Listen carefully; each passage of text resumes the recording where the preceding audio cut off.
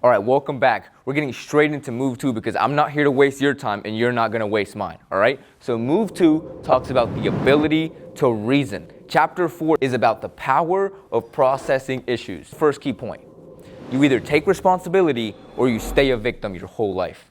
Do you know the difference between winners and losers? You see, winners say I when they're experiencing problems. Losers, however, will say they. The greatest leaders in the world will always find their role in whatever went wrong. But most people, however, will blame everyone and everything but themselves. They'll blame the market, their team, the customers, or the economy. Most managers in business are surface level managers that are just looking for quick fixes, but the very best go deeper.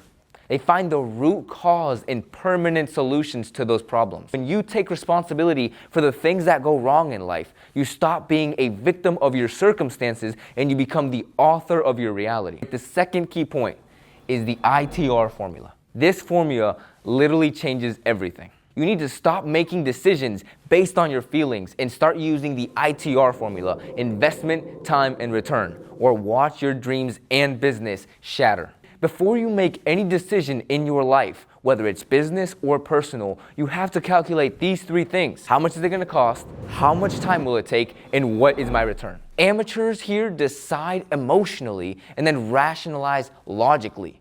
Small startups will say things like, this software is really cool, we need it for the business. No. Run the numbers first. Think analytically and create 3 proposals with different price tags for them. Never say you only have one option.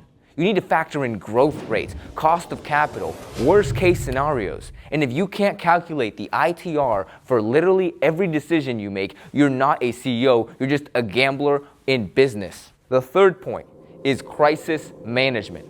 This here separates the pros from people who panic in life. You see, when shit hits the fan, most people go silent. Real leaders, however, communicate. The difference is that while one extends crisis, the other one ends it. Throughout your personal and professional life, you will be faced with more challenges than you'd ever thought possible.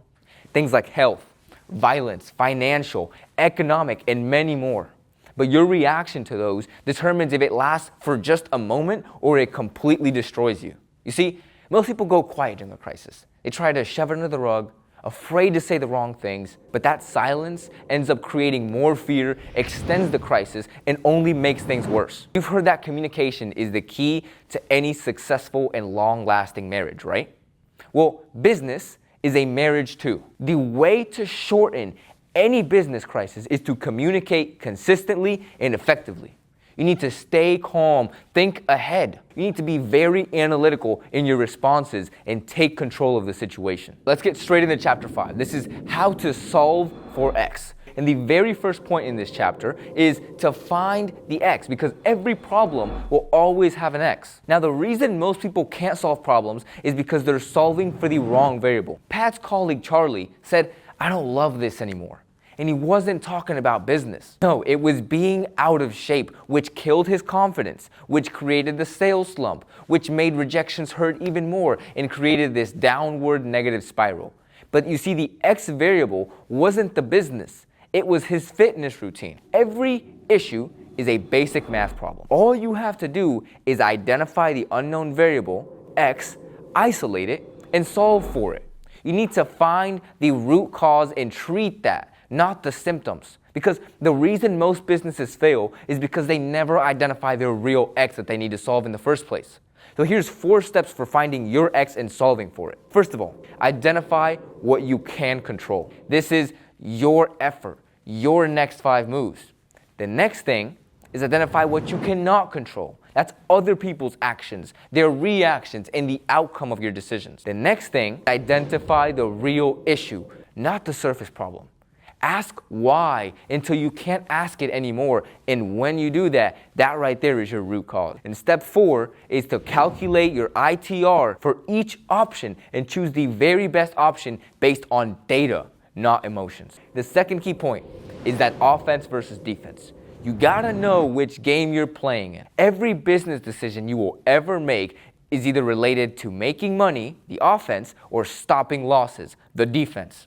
But most business owners don't even know which game they're in. There's two types of decisions that exist. Offense, which deals with growth, expansion, marketing, sales, and defense, which deals with compliance, legal issues, cutting expenses, and solving problems as they arise. Identifying every issue you face immediately is the key to a successful and longevity life in business. Knowing exactly what you're up against to make it less intimidating and more manageable. So knowing which game you're playing before you make a move is extremely important. If you want to apply this move effectively, here's what you need to do. Identify 3 current problems that you're facing right now and rewrite them using the I statement. Take some accountability, take responsibility, and always find how you play a role in every problem, because I guarantee you, you always will find at least one. The second thing, calculate the ITR on your next 3 major decisions. After that, create a list of what you can